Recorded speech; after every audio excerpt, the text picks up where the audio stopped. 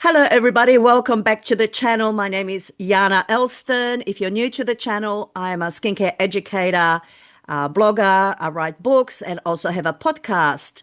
And today I have with me Olivia. Hi, Olivia. Hi, I'm Olivia Elston. I am Yana's daughter. And lovely to meet you if you're new here. I started off as a skin specialist in working in retail stores, and now I'm currently helping build skincare educational content. Welcome. Welcome back. So today we're going to be diving deep into Google and Reddit to find out what are the top questions people ask about their skincare. We get them all the time, particularly I have a Instagram account, so I have people DMing, slide, or as they say, slide into my DMs. And you as a skincare specialist, you also get a lot of questions when you're working with clients, don't you? Absolutely. Yeah. Yeah. Lots of customers would come in at different parts of their skincare journey. And Yes. I think it's so natural to always have questions, whether you're a super duper beginner or if you're along the journey and just getting a little bit more curious, diving a little bit deeper. So, yeah, always Fantastic. questions are welcome. Oh, lots of questions. So we've curated top 20 questions and we've got a challenge for each other. So we'll be taking each question and give ourselves only 1 minute to answer that question. So we've got our timers ready and yeah, let's get into it. Are you ready, Olivia? Awesome. I'm ready. Do you want to Okay. start off? Well, Should actually, I, shall I yes. read you the question? Yes, please read me the first question and I'll when I'm ready to answer, I'll put the timer on. Beautiful. Okay. So, question number one, is slugging still effective for skin in the wintertime? Slugging, that's a new thing. Well, it's been around for a couple of years, but to be honest, we've been doing it for a long time. So, what is slugging? Slugging is basically after you've put on your serum and your moisturizer, and then you put on a heavy product over the top to seal it in. In beauty therapy, Mm. in salons and spas, we use a mask. And in fact, when I do slugging, I use a nice, nourishing, hydrating mask. Now, the slugging you've seen around on the internet, it's about using petroleum jelly, right? And that's not really good for your skin, I'm afraid. It can clog the pores and suffocate the skin. So if you're going to do slugging, definitely use a nourishing, thick mask, which is ideal for the skin. And yes, it's fantastic for winter. It helps the skin regain its nutrition and hydration and soften and plump everything out. Yeah, Yay, I did it look, under with 1 minute. extra time to go. Thanks. Good job. Olivia. So what did you think, Olivia? Do you have any comments or additions, Yeah, tips? well, I got a bit worried there. You got up to 10 seconds and hadn't mentioned wintertime yet. So glad that you got that in there. But no, I totally agree. I feel like being a bit online now, it's always associated with that kind of Vaseline petroleum jelly. Yeah. So I think that was really cool that you mentioned and addressed that. Mm, And I love that alternatives that you can do it with a mask instead, or just use a mm, heavier cream, mm. something that might be a little bit more skin friendly. So love Yeah, it. absolutely. And I forgot to mention face oil. I love putting a face Totally. oil on. Yeah. Yeah. After my Yeah. moisturizer in winter, at night, just makes my skin glow. Absolutely. Yay. Okay, your turn. All right, let All me read you your right. question.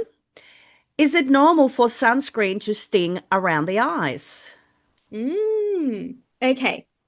So in my opinion, I would say experiencing any kind of irritation, stinging, whether it's around the eyes or on the face, is a sign of your skin's not happy. So I would say no, it isn't normal, but it is common. A lot of people do experience that stinging in the eyes if the sunscreen kind of sweats a little bit in there, drips a bit, or just moves around on the face.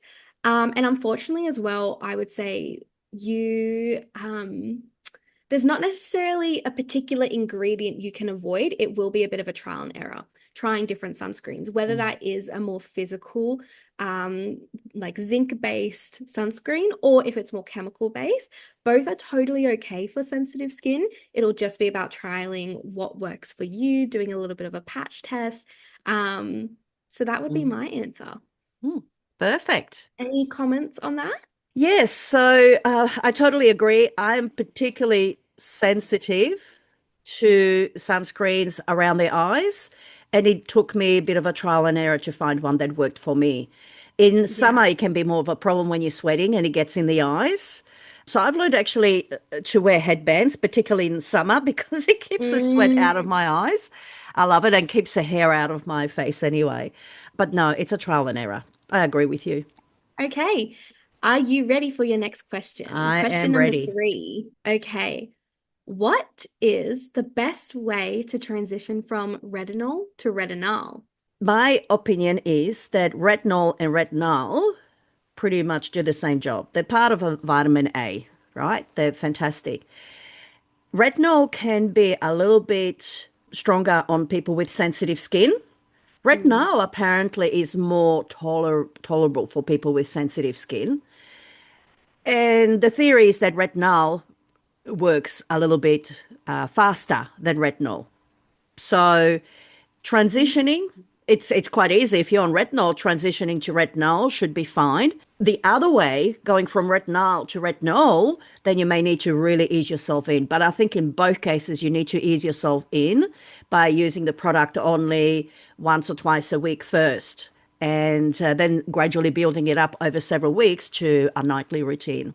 So, what's your experience been with retinol and retinol, Olivia? Yeah, I would say that I think the knowledge of retinols beyond retinols is becoming more, I guess, in the language of our customers, figuring out that, as you mentioned, like vitamin A's come in many different forms. There's Yeah. so many different types, not Mm, just the retinol. And I do think that was a really good way to describe it, and how it is a little bit of ongoing knowledge, I guess, being found on mm, these differences as well. mm, But I personally heard a lot success with people who are sensitive or acne prone using retinols mm. over retinol. Yes. So I definitely agree when going from a retinol to a retinol, pretty okay. Yes. Still should always ease your skin into it, Yeah. but retinol to a retinol might need a little bit more kind of comfort and Yes. time. TLC. Yeah. Agree. Yeah. It feels stronger on the skin, the retinol, as Yeah. opposed to retinol. And I suppose they're bringing in the retinol because retinol use is being restricted in the UK, in Europe. They're reducing the amount of percentage of retinol that can be in a product Yeah. compared to the US and Australia. But I don't think it'll be very long before they implement that here. So now they're switching to retinol, which is not under that restriction banner. So interesting. Yeah. Interesting fact. Hmm. Okay, your turn. Can I use vitamin C and niacinamide together in the same routine? Okay, so I would say yes, it is totally okay.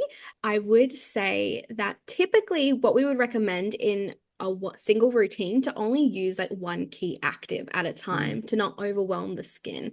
However, when it comes to niacinamide, I feel like it's a little bit of a power ingredient. It's quite gentle and effective at doing a little bit of everything. It can hydrate a little bit, it can brighten a little bit, it can help a little bit with oil control. So mm, when it comes in kind of those partnered with something else like a vitamin C, it's actually totally okay. mm, It would just be when you're using maybe a vitamin C with something a little bit stronger, like another, like an acid, like a lactic acid, for mm, example, where that's when you might need to tread a little bit more carefully.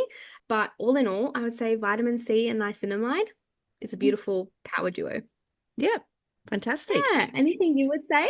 Niacinamide and vitamin C, totally can use them together. In fact, I think a lot of formulations do come with those two. I know a Absolutely. Yeah. whole range. I've got a whole range of products that target pigmentation, dark spots, and they've got niacinamide, vitamin C, and many other goodies in there to target. Mm. So they work very nicely together. No problem at all. Yeah. Yeah, I agree. Okay, question number five. How do I know if my skin barrier is damaged or I am experiencing purging? That's a great question. So, what is a damaged barrier?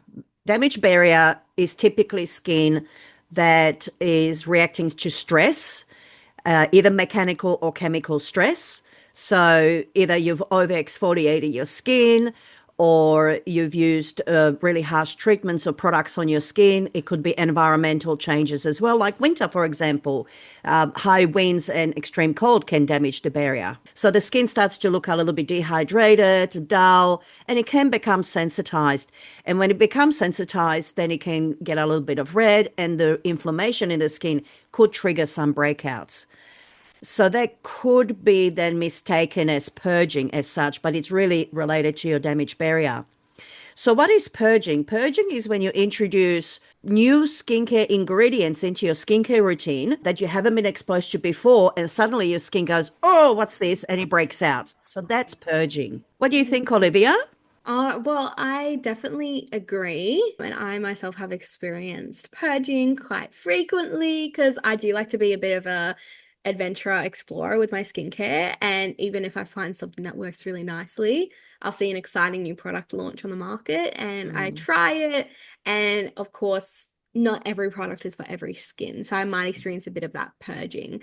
Yeah, So so when you were purging, you tried a new product on your skin, and what happened? I was just experiencing a lot of bumps on my skin. A lot of bumps had appeared. They were red but not inflamed, which I thought was interesting because I'm used to my past of quite aggressive acne that has a bit of almost like a swelling around it. But this time it was just a little centralized red dot, but quite all over my face. And I thought it could possibly be a reaction which essentially can be a bit of a purging experience. So Mm, I've had to try and really go a bit minimalistic with my skincare, just yes. back to the basics. But because my skin wasn't experiencing those red bumps along with a bit of dryness, dehydration, Mm, or irritation, I could pretty much rule out my skin barrier was still okay. It was mm. just a little bit fighting back of those new introduced products. Yeah. And typically purging happens to stronger ingredients like your AHAs, your retinols. When you introduce them in your skincare routine, the skin feels a bit overloaded. Mm, And the purging means that it's trying to get rid of it. So your yeah. natural skin's immune system is trying to get rid of it out of your skin. So yeah, if you're experiencing purging, the best thing to do is just step back, think about what you changed in your skincare routine recently, stop using it, give it a few days, and then introduce it back slowly and see what happens. If Mm. it's a damaged barrier, it's really important then to rehydrate and nourish, replenish the ceramides. So, hydrating ingredients and nourishing ingredients like face oils are really good for skin barrier. Yep, that's my little tip. Right. Love that. Okay, so your turn. So, the question is, what is the difference between a dry and dehydrated skin, Olivia? Okay, I love this question. I think this is a really important conversation to have as well because it is a very common misconception.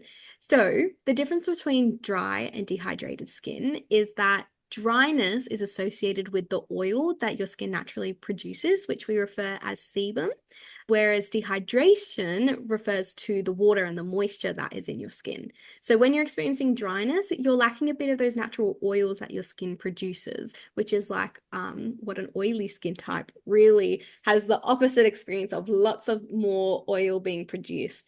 Whereas dehydration is when you're lacking that moisture in your skin and it's not a skin type, it's more of a concern that's going on. With dryness, you can nourish it, and with dehydration, you can pop them in a little bit more like hyaluronic acid serum, something to give a little bit of that thirst that your Mm. skin is looking for, a little bit of that water. What do Fantastic. you Well think about that? done. Under 1 minute. That's awesome. I think you're winning at the moment because I've gone over time a couple times. So that's It great. is hard. Oh, look, Do you have it's anything that I missed there though? no. It's a great question. It comes up at this time of the year here in Sydney, Australia. It's very cold. We're in the middle of winter, and lots of people experiencing dryness and dehydration. I think what I would add to it is that dry skin is a skin type. It's genetically determined, whereas Mhm. dehydration is a skin condition which is environmentally determined. So, change of environment or what you're putting on your skin. So, yeah, it's great. Totally. And I think what I didn't add on there too is because dehydration is a skin condition or concern, you can also be oily and dehydrated. Exactly. Which So is that's something moi. to know. Yeah, Yeah. that's exactly my Yeah. skin. Well, it Me used too. to, I used to be a lot more oilier and very dehydrated at the same time. Mm, Mm, yeah, yeah, which will be interesting to dive into later. But absolutely. But let's on go to on the to the next next question. question. Number 7. How do I adjust my skincare routine for perimenopause? Oh, that's a great question. And it is a question that I've had to do a bit of research in the last few years because I'm going through it myself. How do we adjust it? So, one of the things that I've noticed, first of all, that my skin started to dry out more. As I said, my skin's more oily genetically, but I have noticed that it's starting to dry out more. So, I had to adjust my cleansers, my moisturizers to more nourishing formulas. That's step one. Step two, I've noticed my skin is a little bit more sensitive than it used to be, particularly to UV light. And I've noticed that even before perimenopause, so your hormones can change years and years and years before you actually start going into perimenopause. And I've noticed my skin was super sensitive to the sun, whereas when I was younger, I could tan, right? And also that means that my skin doesn't heal as well or as quickly if I have intensive treatments like peels, microneedling, or microdermabrasion. So I have to be a little bit more careful with the skin. Very interesting. Yes. I do have a question though to address. Can you explain to me what perimenopause is? Perimenopause. Yes, a young person like you, it's like so distant in the future. Because that's it. So I feel like it's very normal to have conversations about menopause nowadays. totally, But yes. I haven't before we came across this question, I hadn't heard of perimenopause before. No. So perimenopause is the time before a woman hits menopause. So menopause is determined by a woman's cycle, and it's 12 months since she had her last period, then she would officially be in menopause. So that's what menopause is. Perimenopause, it can be up to 10 years before you Mhm. actually arrive at menopause. The leading up to that, there is lots of hormonal changes and lots of changes internally that affect our skin, even our health. They find women who are in perimenopause, their blood pressure can increase, they're more prone to Mm. diabetes. But in regards to skincare, the skin can start to dry out a little bit. Definitely, signs of aging can start to appear quite fast, leading up to menopause and then after menopause as well, because of those hormonal changes. So it's particularly that big drop in estrogen that keeps our skin plump and hydrated and the collagen turning over nicely, that it drops. So women, when they start perimenopause and hit menopause, they notice lots of more lines and wrinkles and sagging in the skin, particularly. But dryness is the biggest thing that people notice. Did I Interesting. answer that okay? I think so. Yeah. Okay. Awesome. Fantastic. Let's go on to the next question, Olivia. Is it okay to exfoliate if I'm using tretinoin? Okay, so in my personal experience, I have used isotretinoin, which is an oral version, also known as Roaccutane. And when it comes to isotretinoin or tretinoin, which is a topical version, it is okay to exfoliate, but what you may need to change is the type of exfoliant and how often you exfoliate as well. So there are 3 different types of exfoliants. You can get it in a chemical form, a physical form, or an enzyme form. Now, enzyme is the most gentle of these, which is often like a fruit enzyme. And so that would be the most preferred for your skin during this time as it's more fragile, as well as doing it less often, maybe once a week. I don't even know. I found I could even do it once a fortnight because my skin was just so different. Fantastic. Thank you. Yeah. Anything that I missed in that one? So tell me, what changes did your skin undergo when you started taking the medication? So my skin, first of all, I noticed that the sebum, the oil that my skin produced, dramatically decreased. I became a lot more dry. So my skin type actually changed due to this medication. I found that my pores did in turn kind of start to go a little bit smaller and tighter because there was less oil flowing through them. And because I had to make adjustments to my topical skincare too. I did experience a little bit of irritation sometimes, a little bit of redness, a little bit of flakiness. But once I was able to really Mm, find those products that worked with me, a lot of ceramides, a lot of oils, I was able to thankfully keep it quite balanced and comforted. mm, But on top of that, there was a lot more sensitivity too.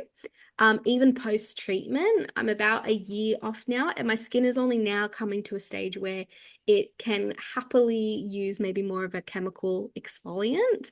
So it's also during the treatment, but also post-treatment, that you're experiencing a little bit of differences. Even though my oils have come back, I still need to be a bit more gentler, be very, very generous with my sunscreen and topping that up because my skin is just quite sensitive to mm. environmental factors now. Yeah, yeah, Yeah, absolutely.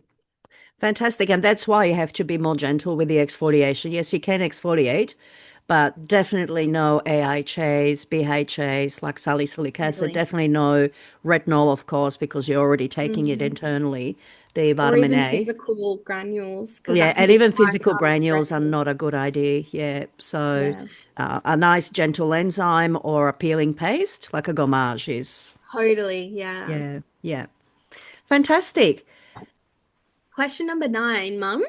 How do I treat milia under my eyes? Oh, I love this one. We, from time to time, get people in with a problem of milia. So, what is milia? Typically, it appears under the eyes or upper cheeks here. And they're very, very spiky, tiny little white cysts. That's essentially what they are. They're tiny little cysts and they're spiky. When you touch them, it feels like almost you got a grain of sand trapped under the skin. So, what causes milia? It can be overnourishment, wrong product use, but on the other hand, it can also be trauma. And that's when I've seen people who have had too many micros, too many laser treatments, they start developing milia. But in most cases, I've found milia can be a hereditary thing that it can run in families. Nobody really knows what causes milia, but there is anecdotal evidence to show that it can be related to too much dairy in the diet. All right, so how do we treat milia? Number one, exfoliation. And yes, you can use certain exfoliants around the eyes, like the peeling paste that I was just talking about, or gentle enzymes that can be used just under the eyes because you want to gently slough off that dead skin that's trapping that cyst under the skin. So regular exfoliation once or twice a week. Then if you can use a serum with a little bit of lactic acid in it or glycolic acid, but you got to do it very carefully and under the supervision of your skincare expert or beauty therapist. So the serum that I recommend has glycolic salicylic mix in it, and I say to them at night after cleansing and moisturizing with a cotton tip, very gently pop that serum directly over the cyst, but nowhere else, just over that Mm, little milia. And about 10 days later, they pop off, right? The mm. worst thing you can do is try and squeeze them out because you'll cause scarring. Our beauty therapist may be able to lance it out if it's ready to come out. That's really good advice. That I was a unfortunately big know question, I think, because there's a lot of confusion with milia, what it totally. is, and Yeah. so I thought I needed to introduce it. So I'm sorry I took 2 minutes for that. So I totally lose this challenge, totally.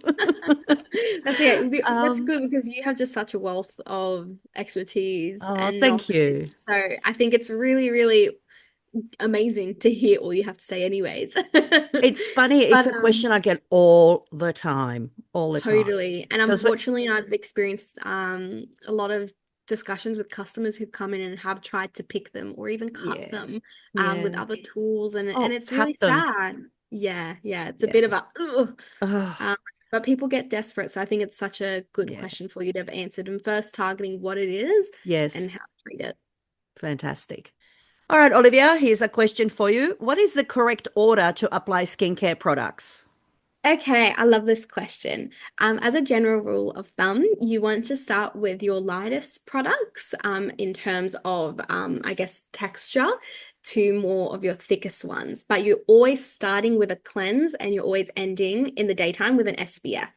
That's the basic rule of thumb. But more specifically, you want to start off with a single or double cleanse, move into a toner or an essence, then that's when you can apply your serums, whether you are layering serums or using a singular one. Then you will move into your eye cream, then to your moisturizer to be that lock, bit of that like hug for your face, really keeping everything nice and deep in your skin without being able to escape. And then you can follow up with an oil. I would suggest more at nighttime, a facial oil, in the daytime using that SPF. And if you want to wear some makeup, you can follow up with that as well. That's what I would Perfect. recommend. Anything I missed in there? No, that was perfectly explained. I can't really add to it. Fantastic. Okay, well, ready for your question? Sure am. Your next question is okay, back to a little bit of winter skin like we did with our slugging. Is sunscreen necessary in the wintertime or when you're indoors? Oh, I love that question. Absolutely. Yes. Okay. I've done it in 5 seconds. So, yes, Done. it's really important to apply sunscreen all year round, and even if you're mostly indoors, because the minute you see daylight, there is UV present, right? So UV can penetrate through windows. So if you're working in an office, you're driving a car, you're at home, you've got daylight, you are exposing your skin to UV damage. So that's really important indoors, as well as whether it's cloudy outside, whether it's winter. Sure, the UV rating is not as strong in winter as it is summer, but the Skin Cancer Council suggests anything over a UV rating of 3, you should be applying sunscreen whilst outdoors any time of the year. If you're serious about protecting your skin from premature aging and pigmentation, absolutely. Love it.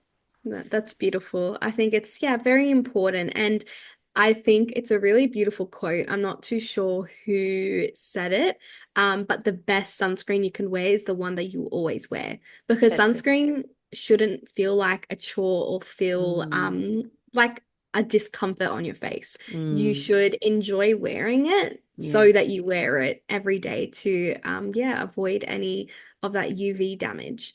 Absolutely. And whether it's mineral based or chemical based, or whether it's a BB cream or a tinted sunscreen, there are so many Mm, out there. And find one totally. you absolutely love and that you will absolutely wear. So, Yeah. agree. Love.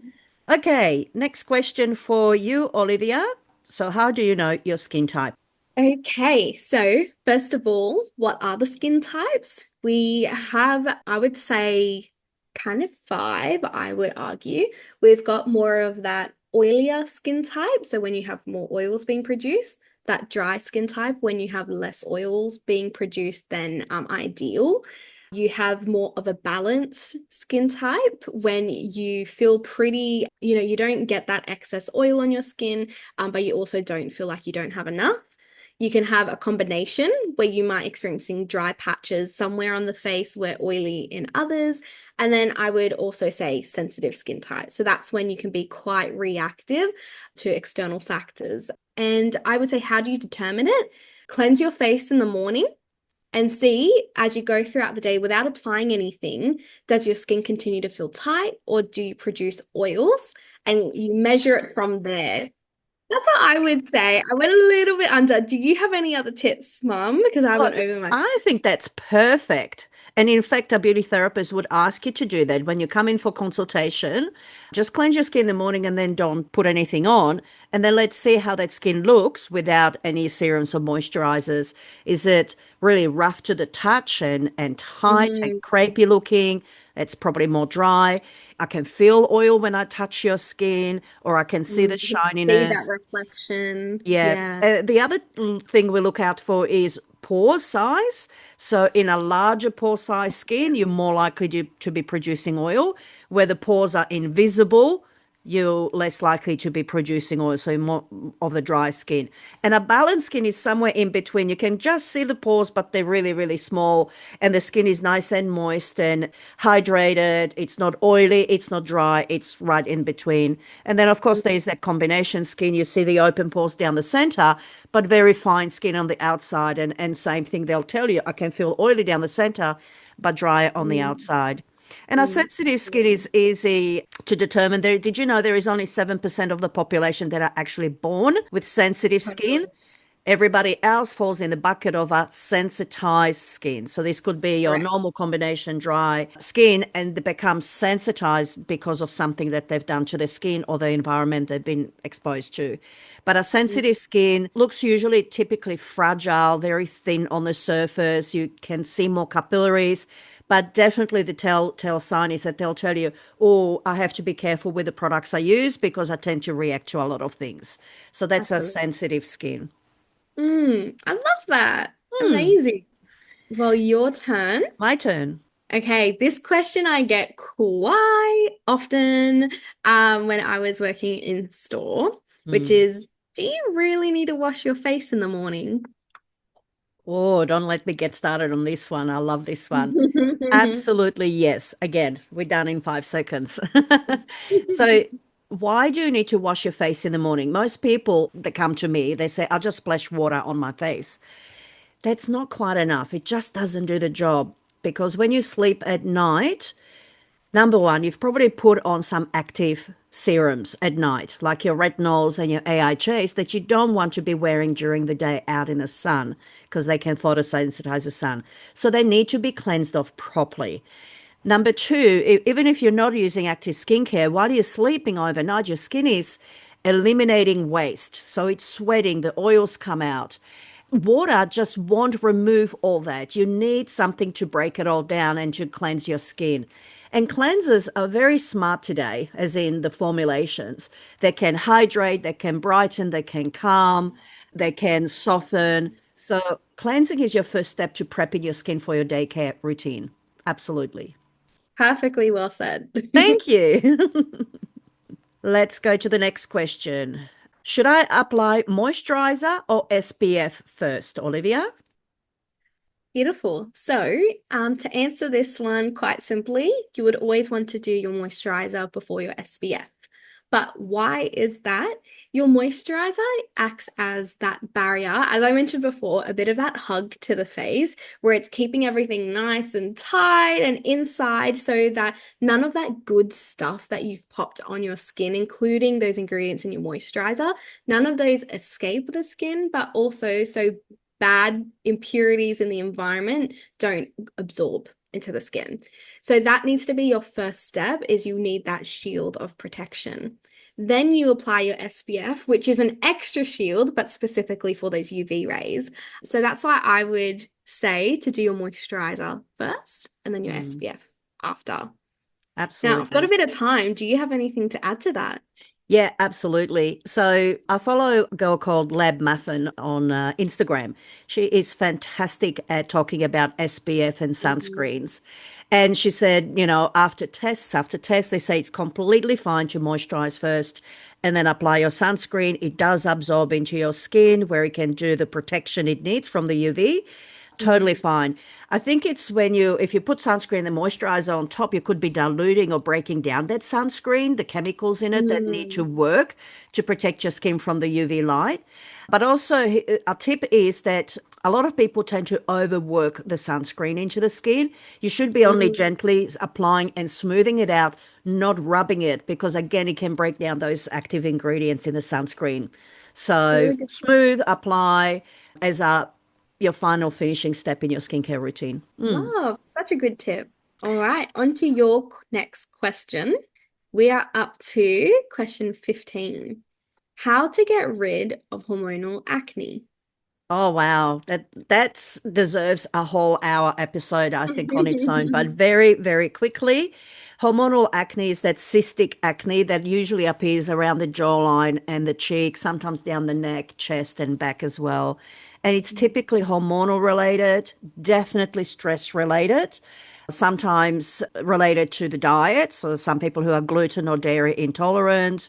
There is many factors that can cause cystic or hormonal or adult acne, as we call it. To get rid of it is to use anti-inflammatory skincare, calming, soothing skincare to reduce the inflammation, because that's the underlying problem in the skin. And so your cleanser, your lotion, your moisturizer, your serum should be all anti-inflammatory and specifically formulated for that hormonal acne. Retinol is fantastic, and there's been lots of studies done on it that is very effective at helping reduce the cysts and the lesions. Yeah, I definitely agree. It's a very big topic to unpack because there's so many variants, and Yes. different, just lots of different things that can influence or Yes. cause hormonal Yes. acne, and so many different reactions that you can have to Yes. solutions. So I Yeah. definitely agree, but that was a really good, a bit of a 101. Yeah, Um, the very quick, straight to the point.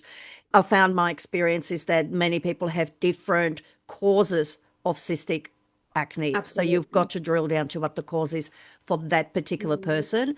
And the other thing I found is that some people can overtreat or treat the acne as an oily acne, and they can strip the Mm. barrier, which then makes things worse. So you've got to correct that first. So yeah, there is just so many factors, and you're really better off working with a professional who understands skin and understands Mm. the skincare and has some experience working with acne skin. Okay, question for you, Olivia. What ingredients should I avoid while pregnant? Okay, so as a general rule of thumb, we like to suggest that people who are pregnant to avoid the top three ingredients, which is any vitamin A's like retinols, salicylic acid, which is a BHA, and then also essential oils. Now, there are a couple others that there's a bit of controversies with, but we always advise go see your GP, your doctor, and see what they advise specifically for you, your skin type, and they'll be able to have a bit of that care and follow you along your journey as well. Mm, But that, as a general rule of thumb, is the mm, ingredients that you would like to avoid. So, what can you use as an alternative? I would say, like with your BHAs and retinols, that can do a bit of that skin cellular turnover. I would suggest for exfoliating enzymes. yes, Definitely. enzymes, exfoliate, and niacinamide is perfectly fine. Yeah, I would say for a retinol, looking into bakuchiol. Bakuchiol, Yes. am I saying it right? Yeah, As and there's that, many retinol alternatives up there. Yes. yeah, yeah, that Yeah. will still have that effect of the skin of Yes. cellular turnover Yeah. without having that potential harm. Yes. Yeah, anything you would Absolutely. add? There is two different schools of thoughts on this. Manufacturers of skincare products will always put that safety precaution on the label only because there is no studies Mm, done to see what happens if a woman puts on a retinol serum or a salicylic serum and what will happen, because it's just not feasible to do a study like that. So there is no evidence to show.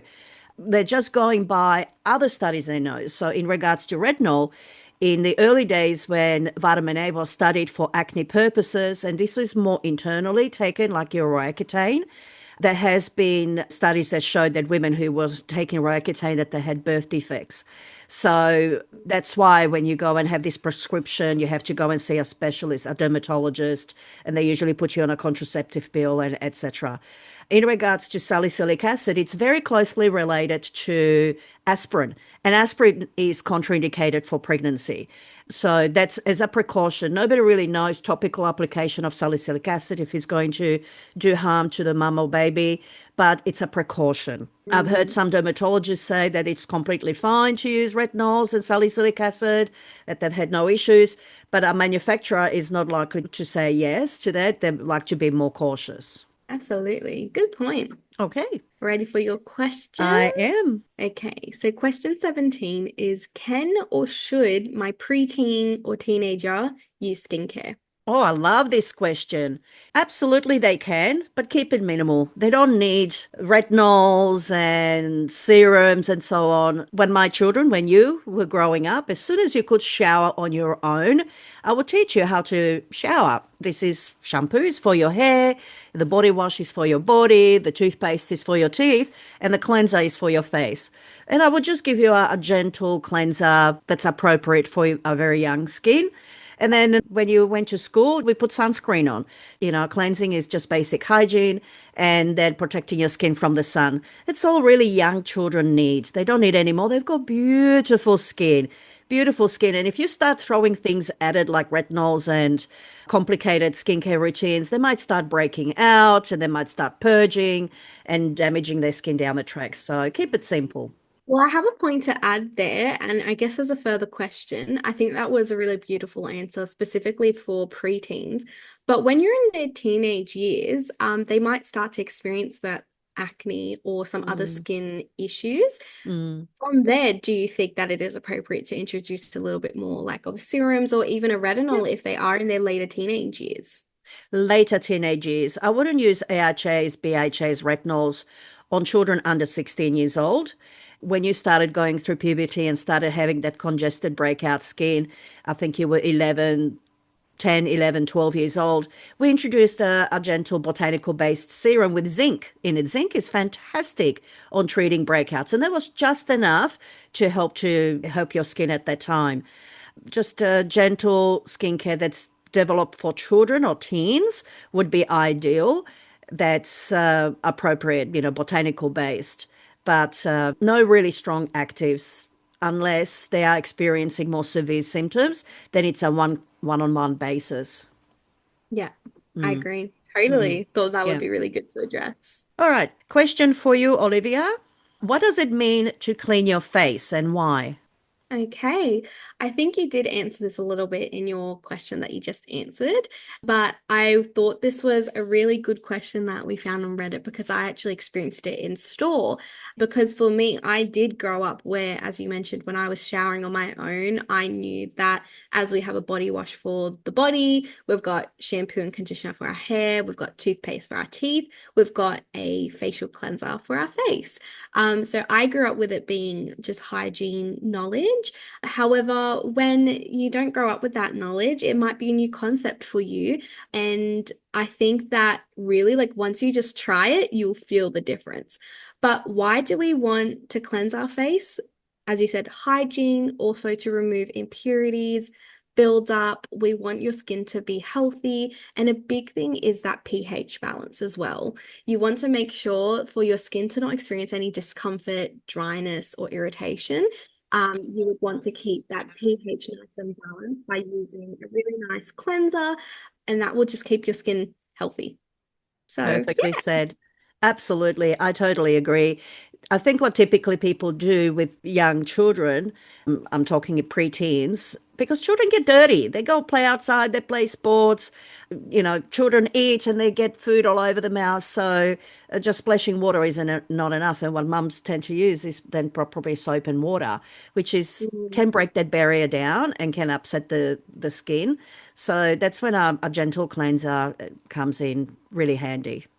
Mm. totally. Yeah. Yeah. And I do think as you kind of develop, you get a little bit older, your cleansers can also change because Mm, sometimes it's not just for that general cleanse at the end of the day or in the morning to remove some mm, impurities, build up, sweat. mm, It might be a little bit further. Maybe you need a little bit of a deeper clean if you're quite oily or congested, mm. and you need a little bit of that further, yeah, Deep cleanse. Or cleanse. sometimes you might find that you're quite a little bit experiencing irritation, so you need a soothing cleanser Mm, to help like remove things but mm. also reset that Yeah. pH and reset your skin state. So it's just, I find it's like a non-negotiable essential Mm. step to starting any skincare journey. Yeah. Totally agree. All right, your turn. So this is your last question. How can I prevent my skin from aging? Oh my gosh. I'm writing a book on that, so it's a big topic. But I would say number one, wear a sunscreen. And we're talking about premature aging because, of course, we all age, right? But we all want to look a little bit more youthful than, say, our parents did at our age. And I'm seeing that all the time. Women are looking younger today than their parents did or grandparents did at that age. And that is because we become more educated about the use of sunscreen. So wearing sunscreen is really important because that sun breaks down collagen, elastin, causes wrinkles, sagging, rosacea, and so on, and pigmentation, which makes your skin look older. So, number one, sunscreen. Number two, I would introduce serums into the skincare routine. For anti-aging, the best ones that I love is great antioxidants. So even somebody younger like yourself, antioxidants would be great. Somebody like me, I would recommend peptide serums, which build collagen elastin in the skin. That's a really good point. I think it's really important and stress that it is normal to age. It is unpreventable to age, but it's more that accelerated or premature aging that is totally okay to want to address. But that, of course, is in my opinion as a young 20-something-year-old. So yeah, but I think that's really, really, really good answer there. But I want to ask retinols because I feel like Yes. nowadays on like word on the street is always to go straight to a retinol. Mm, Whereas you thought more yes. acid SPFs, peptides, and antioxidants. What do you think Yes. about retinols for anti-aging? So retinols were introduced as a treatment for aging skin. The question was how to prevent. So if I'm Mm, talking prevention, sunscreen, antioxidants, and peptides are really good. Because what happens, the oxidative stress that causes a lot of premature aging in the skin that people are not aware of. I've written a whole blog article on that. If you guys want to check it out, I'll link it below. But oxidative stress is a major trigger for aging in the skin. So antioxidants in your skincare and food in your diet are really important. And peptides, because after the age of 25, the amount of collagen our skin produces starts to decline. They say something like 10% every year. But also, as we go past 30s, the number of cells that we have in our skin that produce collagen, elastin, also start to decline. So not only mm, have we less collagen, but we have less cells to make it. So peptides is great to keep that collagen building in the skin mm. like a younger skin would build the collagen. People forget peptides, but I think they're the best for premature for aging skin. Now, if you talk about premature aging skin, and did you know, Olivia, then in Mm. Australia they say our skins look 10 years older than people that who live in Europe at the same Because of the age. sun. We age about 10 years faster, and that's because of the UV damage. So that's Mm, where, of course, sunscreen comes in, but also retinols. Retinols are great at helping to reverse some of that premature aging damage. They help to mm, repair damaged DNA, which leads to premature aging. It helps to stimulate cell turnover and make the skin act like a younger skin. So it starts looking like mm, a younger skin. So that's the mm. concept behind retinols. Retinols, I wouldn't introduce into our skincare routine for people under 30 years old unless they are showing signs of premature aging. We tend to use it to treat aging and reverse the damage, right? The only other Yeah. time I would introduce retinol into a skincare routine that's under 30, for example, is if they're battling acne, because it's fantastic for acne and particularly Mm, cystic acne. But I think a lot mm. of people misunderstand the role of retinol and tend to use it when they don't really need to. They should be instead focusing on antioxidants, protecting your skin from oxidative stress, and introducing vitamin C, perhaps. That's a good all round ingredient to introduce because it helps to build collagen and provides a beautiful, radiant skin. Mm. So, yeah, I think retinol's got its place, but more for that older age group or people who are experiencing premature aging. Totally. I think that's a really good difference to look Mm, at is preventing versus addressing and targeting. yes. Yeah, I think it was really important to talk about because yeah, more younger and younger people are coming in looking for retinols when Mm, I think there's alternatives they could look into. Um, absolutely.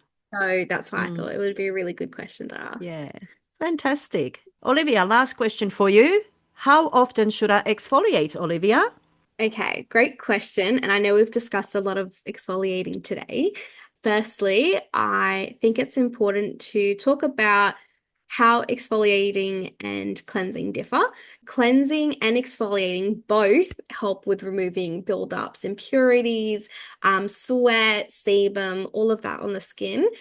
The only difference is that exfoliation goes a little bit deeper and it also helps to remove those dead skin cells as well that can live on our skin. So, depending on your skin type, when you're oily, I would recommend exfoliating once a week, maybe up to twice or 3 times a week, depending on how your skin reacts to your exfoliator and how much congestion you could be experiencing due to that oiliness. Then, when you're a little bit more drier, it could even be once a fortnight. When you're balanced, that's where you can also do once a week. Sensitive, I would say with sensitive skin types, you could still do about once a week if you're doing a really gentle, like enzyme exfoliant, or even once a fortnight. Mm, I feel like with exfoliating, it's all about listening to your skin. Like you mentioned before about skincare being where you're really mm, caring for your skin. If you're having that check-in, that one-on-one, mm, I feel like so many skins react differently. And mm, because there's also so many exfoliators out there, mm, I feel like it's a little bit one of, as well, I would say a bit of trial and error to really mm. listen to your skin. What would you say? Absolutely. If we're talking about exfoliants, the product you buy and you use in the shower or you use it in your weekly skincare routine to exfoliate. So it's specifically made for that. Yeah, once or twice a week for mostly in general rule is fine. Dry skin types don't have to do it as often. But like you said, there's a lot of exfoliators out there. You can get exfoliators in toners now. You can get them in serums, in night creams, essences, cleansers, have them too. I think where you could go wrong is if you're using a cleansing exfoliator or with AHAs, BHAs, then a toner, then a serum, and then a night cream, and they all have some kind of a chemical exfoliant in it, then you Mm, can, on a daily basis, it'll strip your barrier down very fast. So if you're totally. using a chemical exfoliant in that adjunct product, so it's not specifically an exfoliant, but it's maybe a serum or a toner, it'll be specifically formulated in lower percentages, higher pH, so it can be used on a daily basis. But Mm, I wouldn't introduce more than one into the skincare routine. Reach out to enzymes. Enzymes are totally fine. Again, they're developed specifically for more sensitive skin. So, an enzyme exfoliator is totally fine to use. An enzyme serum or an enzyme cream, totally fine. I use a toner that's got enzyme in it rather than AHAs, which just helps to brighten my skin, reduce the fine lines and wrinkles, lighten pigmentation and dark spots, but it doesn't over exfoliate the skin. So wonderful. No, I love fantastic. Well, that. that was fun, Olivia. That How do you was think we fun. went? Oh, I feel like we're a little bit of yin and yang opposites. I feel like because you have so much information, 1 minute was a little bit Challenging restrictive. for me. Whereas for me, I think that when I am faced with a timer, I go blank. So I was almost like, I don't know what to say or what to Oh, add or oh, what I'm. Olivia, you did beautifully. You did really well. And Thank you. You I did really hope that amazing. it answered a lot of people's questions because these are the Totally. top 20 questions people were asking. And I think it's fantastic perspective to have from your point of view, my point of view, skincare specialist, beauty therapist. You're young in your 20s, I'm in my 50s, and life experience versus current, what's trending. I think it's a Mhm. good balance. So thank you for joining me Absolutely. today, Olivia. I thought it No, was thank really you for fun. having I liked a me. challenge. We'll have to do it Yeah. again sometime. Hey, if you'd like Yeah, us to do a challenge again, why don't you send us those questions? Pop them in the comments below.